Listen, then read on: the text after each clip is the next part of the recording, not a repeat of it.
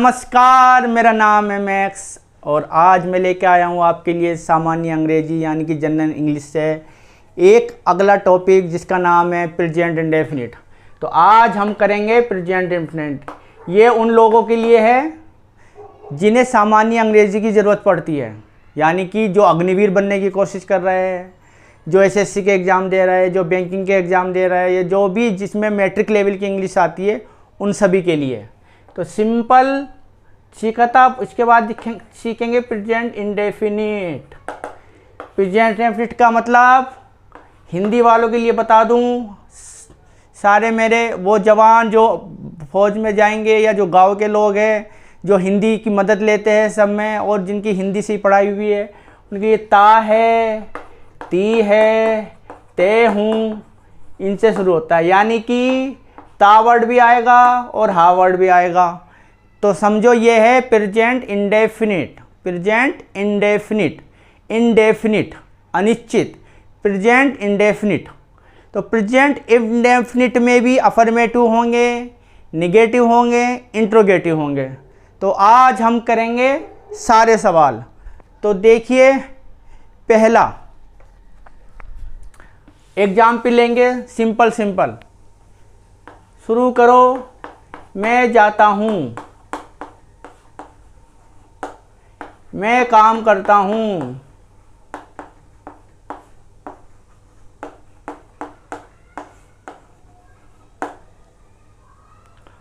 अब इसमें होता क्या है कि जो वर्ब होती है, वर्ब क्या है, काम करना। और देखो इसमें सब में ता भी है और हा भी है, साथ में ता भी है और हा भी है। मैं जाता हूँ, आई गो। प्लूरल और आई और बहुवचन प्लूरल जितने भी होंगे उन सब के साथ एस या एस नहीं लगता है। और जो एक वचन होंगे, ही, शी, कोई नाम, इट, दियर। इट दियर में तो वो से देख लिया जाता है कि वो बहुवचन के लिए आया, सिंगल के लिए आया। इट, ये सब इनके साथ क्या आता है, वर्ब में लगेगा एस या ई एस। एस कब लगता है, जब ए ई आई ओ यू वाउल्स। जब कोई भी लास्ट की वर्ब इनसे ख़त्म होती हो तो लगेगा एस, और इनसे ख़त्म नहीं होगी तो लगेगा सिंपल एस। जैसे देखो, अगर मैं यहाँ लिख दूँ ही गो, तो ओ तो इसमें लग जाएगा ई एस, क्योंकि यह है सिंगुलर, एक वचन। एक वचन के साथ लगता है एस या ई एस, और बहुवचन के साथ लगता है उसके साथ एस या ई एस नहीं लगेगा। उसमें सिंपल सीधा वर्ब उसमें जोड़ दी जाएगी सब्जेक्ट के साथ। ठीक है, अब देखो, मैं जाता हूँ, आई गो। मैं काम करता हूँ, आई वर्क। अब बोलूँगा वह जाती है,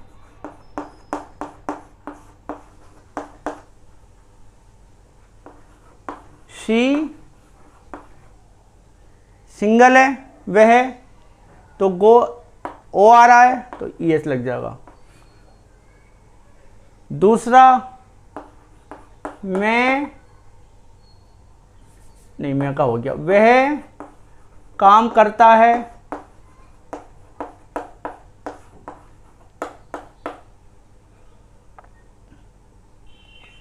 तो इसकी बनाएंगे ही वर्क।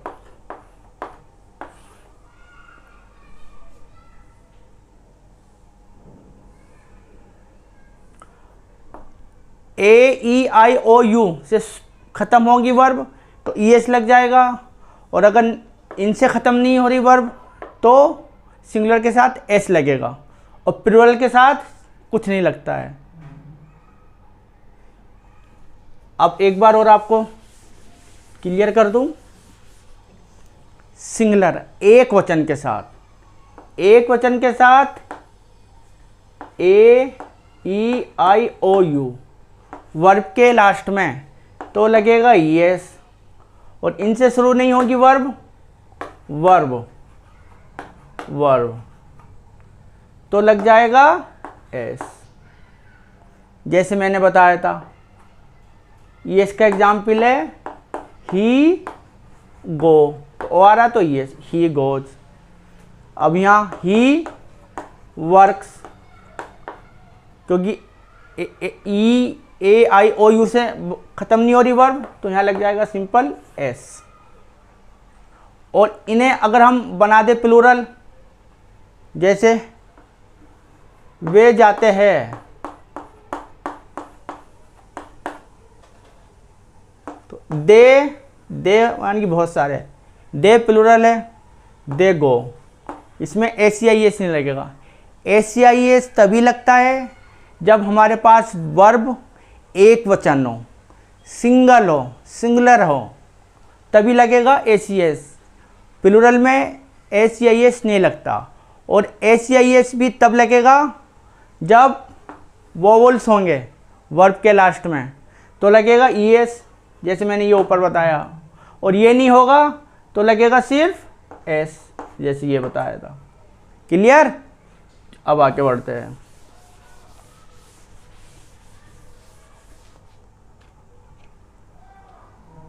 राम एक है, स्कूल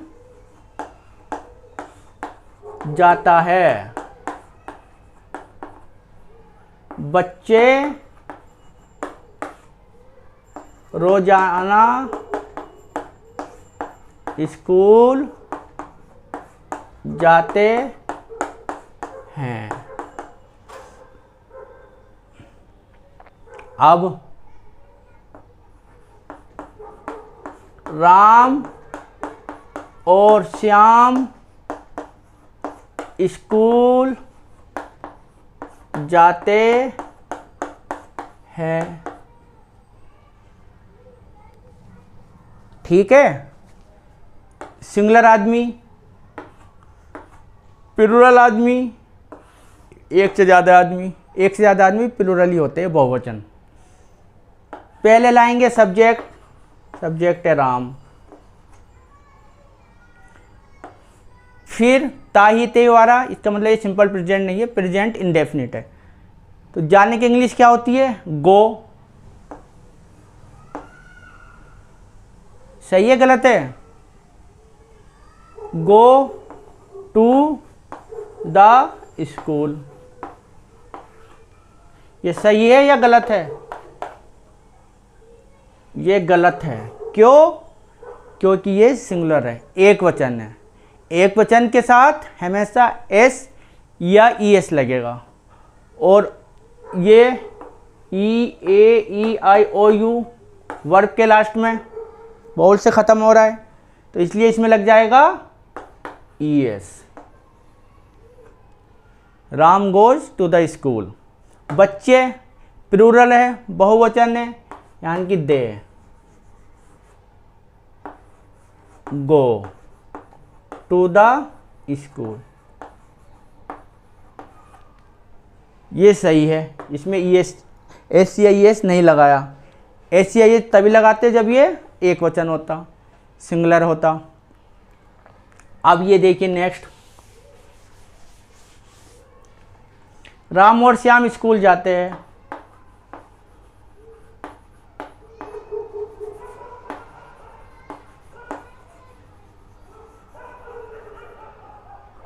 राम एंड श्याम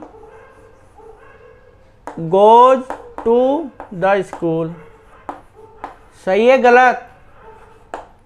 ये भी गलत है, क्योंकि एक से ज़्यादा दो लोग हो चुके हैं, तो ये बन चुका प्लूरल बहुवचन, तो इसमें ES नहीं लगेगा। एक ही नाम होता, कोई एक ही होता तो लग जाता इसमें ES। अब अगला देखिए, वह खाता है, ही एक ही आदमी है, एक वचन है, सिंगुलर। खाने की इंग्लिश है ईट, ये टी है, यानी कि ए ई आई ओ यू से फिनिश नहीं हो रही है वर्ब, ना उसका साउंड निकाल रही, तो हो जाएगा सिर्फ लगेगा एस, ईट्स। ठीक है, वह काम करता है। अगर हम इसकी बनाएंगे ही डू, रॉन्ग, ओ आ रहा तो यस लग जाएगा, ही डज, वे काम करता है।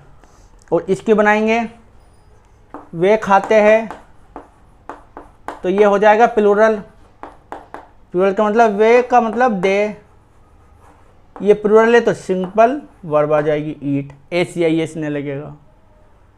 और अगर हम यहाँ बोलेंगे वे काम करता है ही डज, और बोलेंगे वे काम करते हैं, वे काम करते हैं, तो हो जाएगा दे डू वर्क लगा जाओ, या डू भी वर्ब है, दे डू, वे काम करते हैं। एस या एस ने लगेगा कोई, क्योंकि ये प्लूरल है। तो ये थे अफर्मेटिव सेंटेंस। और भी बहुत सेंटेंस बना सकते हैं जिसमें ताए ताओ आते हैं, बट क्या नहीं आना चाहिए अफर्मेटिव में? नहीं आना चाहिए, क्या, क्यों, कैसे, कब इत्यादि नहीं आनी चाहिए, यानी कि क्वेश्चन फॉर्म नहीं आनी चाहिए। अगर क्वेश्चन फॉर्म आ गई तो ये इंट्रोगेटिव हो जाएंगे और ये निगेटिव हो जाएंगे, नहीं आएगा। अफर्मेटिव में मैंने नियम बता दिया, सिंगुलर के साथ एस या एस लगेगा अगर ई ए आई ओ वाउल्स के अंत में वर्ब खत्म हो रही है या साउंड निकाल रही है, और अगर प्लूरल है तो सिंपल वर्ब आ जाएगी, उसके साथ एस या ई एस नहीं लगेगा। और अगर ये वाउल्स की आवाज़ नहीं है, सिंपल है, जैसे वर्ड बोल दूँ फिनिश, है ना, वर्क, तो इसमें ये एच है, इसमें का है, तो इसका मतलब इसमें सिर्फ एस लगेगा। इसमें क्या था, डू है, गो है, तो इनमें ई एस लगेगा अगर सिंगुलर होगा तो। ठीक है,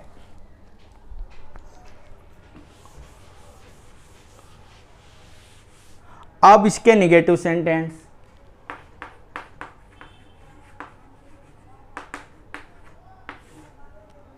निगेटिव में क्या होगा, नहीं, जैसे एग्जाम्पल दिया था, वह स्कूल नहीं जाता है।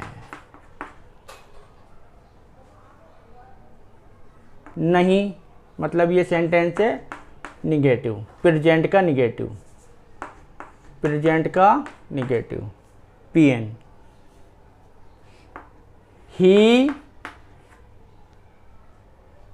ही सिंगुलर है,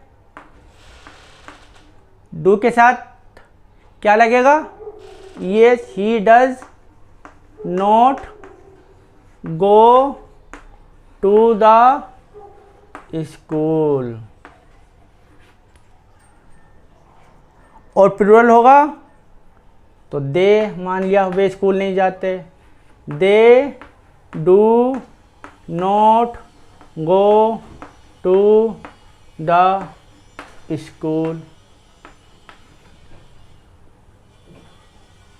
ठीक है, तो ये सिंगुलर का बताया, ये प्लूरल का बताया, इसमें कुछ नहीं है, सिंपल डू आता है या डज आता है, यानी कि वर्ब में एस या एस नहीं लगता इसमें या तो डू आएगा या डज आएगा। और डू और डज मैंने बता दिया कि कब आएगा, जब प्लूरल होगा तो डू आ जाएगा, सिंगुलर होगा तो डज आ जाएगा। ठीक है, और इनमें एस या एस वाले भी नहीं होता, इसमें बस दो ही वर्ड आएंगे, या तो डू आएगा या डज आएगा, सिंपल।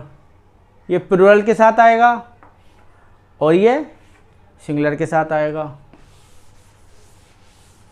जैसे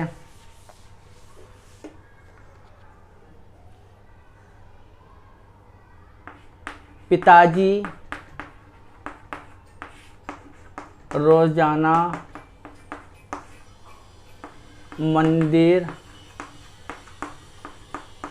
जाते हैं। पिताजी मतलब फादर।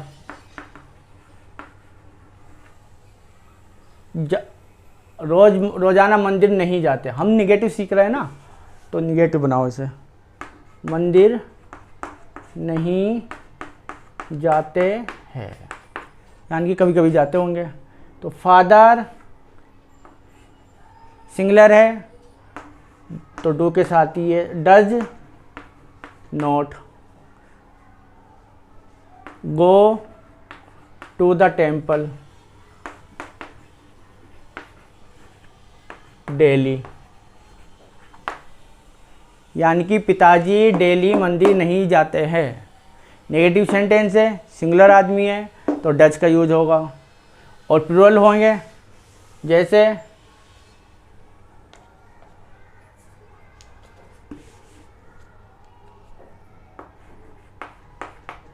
मेरा परिवार, ये सिंगुलर में आएगा, परिवार बहुवचन में आएगा।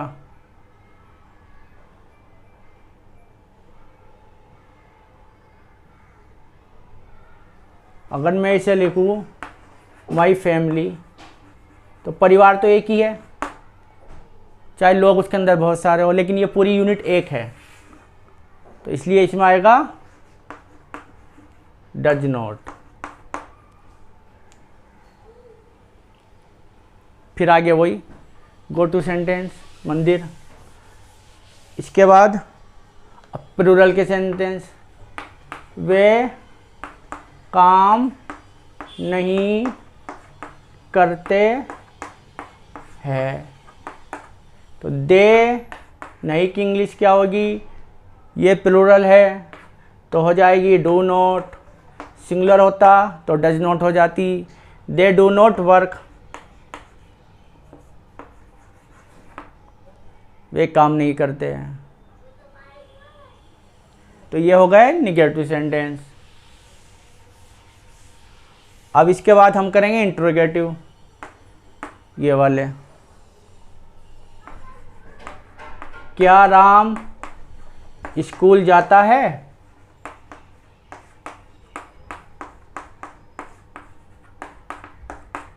नियम वही है, डू या डज वाला, तो यहाँ क्या की इंग्लिश क्या बनेगी, डज।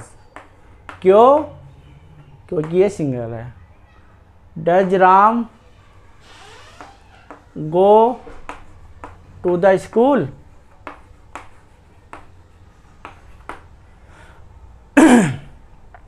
अगर ये बोलेंगे क्या राम स्कूल नहीं जाता है, इसी को आगे यहीं सीख लेते हैं।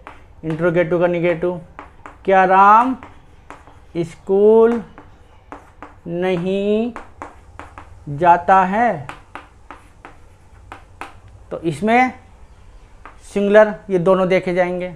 सिंगुलर है तो डज, डज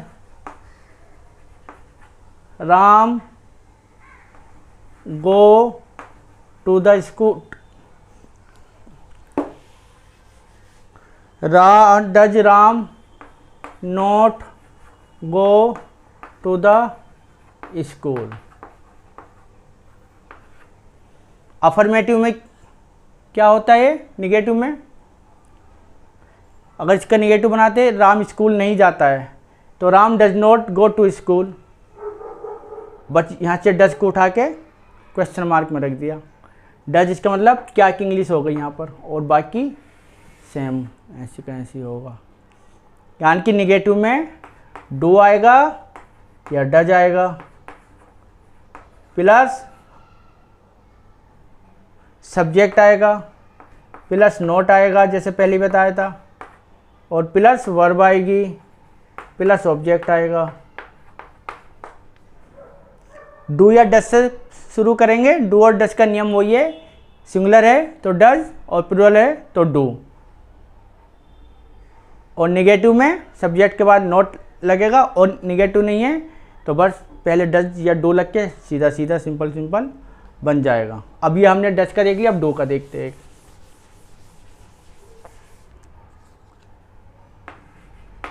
वे काम नहीं करते हैं। वे मतलब दे प्लूरल है तो डू नॉट वर्क। इसी का क्वेश्चन मार्क बनाएंगे हम, तो यहाँ लिख देंगे क्या वे काम नहीं करते, तो ये डू सीधा उठा के यहाँ जाएगा बस, और यहाँ से ये हट जाएगा। तो अब क्या नियम बना, खुद ही देखो। डू आ गया प्लूरल के साथ, यानी कि या तो हम डू लिखेंगे या डज लिखेंगे। सब्जेक्ट आ गया तो एस लिखेंगे। नोट है पता था तो नोट लिखेंगे। प्लस वर्ब है तो वर्ब लिखेंगे। और सब्जेक्ट और होता तो यहाँ ऑब्जेक्ट और होता तो ऑब्जेक्ट लिख देते। अब इसमें और भी इंट्रोगेटिव होंगे, जैसे वह काम क्यों नहीं करता है।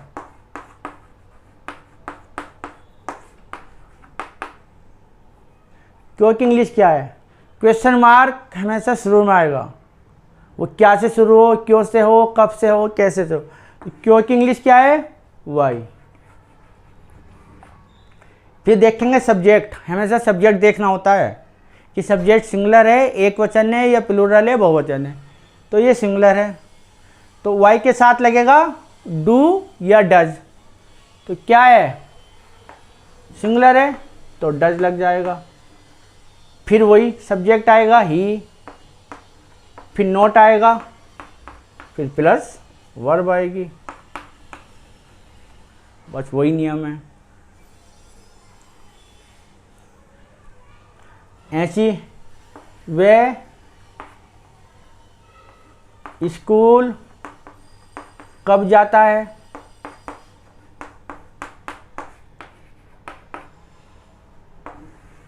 क्वेश्चन मार्क है तो कब की इंग्लिश है व्हेन। ये सिंगुलर है तो डज। फिर वही सब्जेक्ट, इसमें नोट नहीं है तो सब्जेक्ट के साथ वर्ब।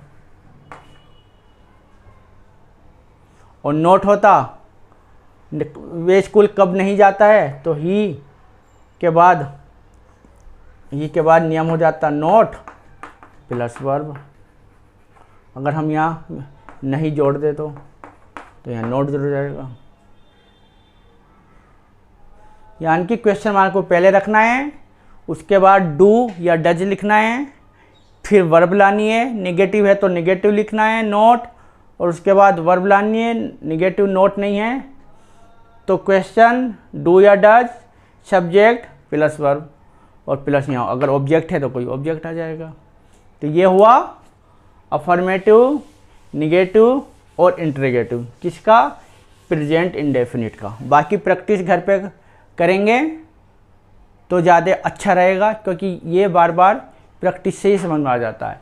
एक ब्रीफली छोटा सा फिर दे दूँ, इसके अंदर हमें अफर्मेटिव है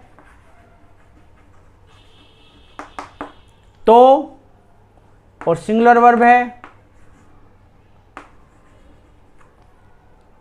तो एस लगता है वर्ब में, और प्लूरल है तो ई एस लगता है। सिंगुलर का मतलब एक वचन, प्लूरल का मतलब बहुवचन,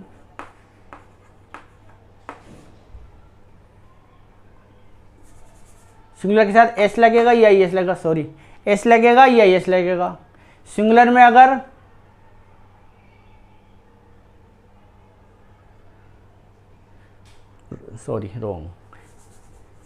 सिंगुलर है अगर अफर्मेटिव में तो एस लगता है, और अगर प्लूरल है तो कुछ एस या एस ही लगेगा, और प्लूरल है तो कुछ नहीं लगेगा, वर्ब की वर्ब आ जाएगी।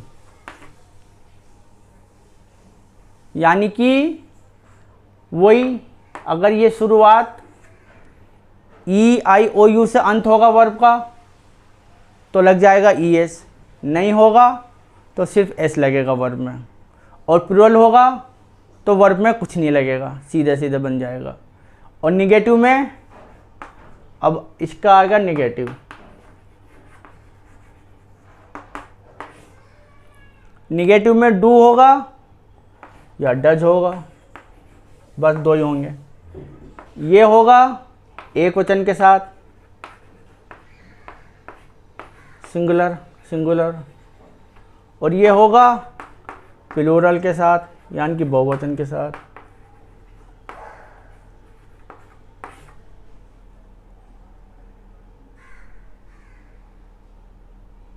ठीक है, एग्जाम्पल पहले बता ही दिए थे, ये ब्रीफ कर रहा हूँ। अब तीसरी कैटेगरी आएगी इंट्रोगेटिव की,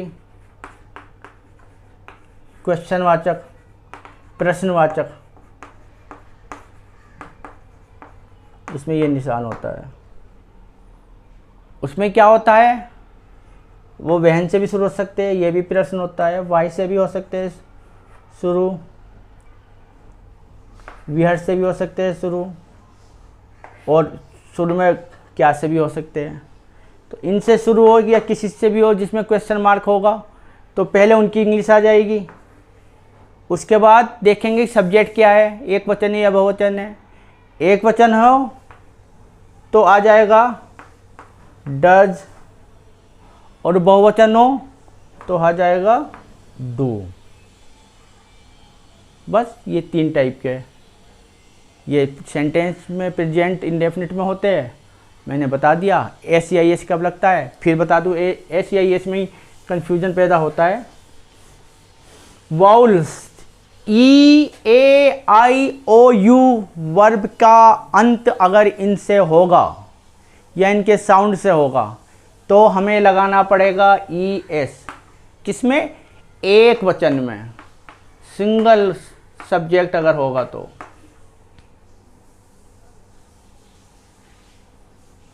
और अगर वॉल्स नहीं है तो वर्ब में हम लगा देंगे सीधा एस, एक वचन में।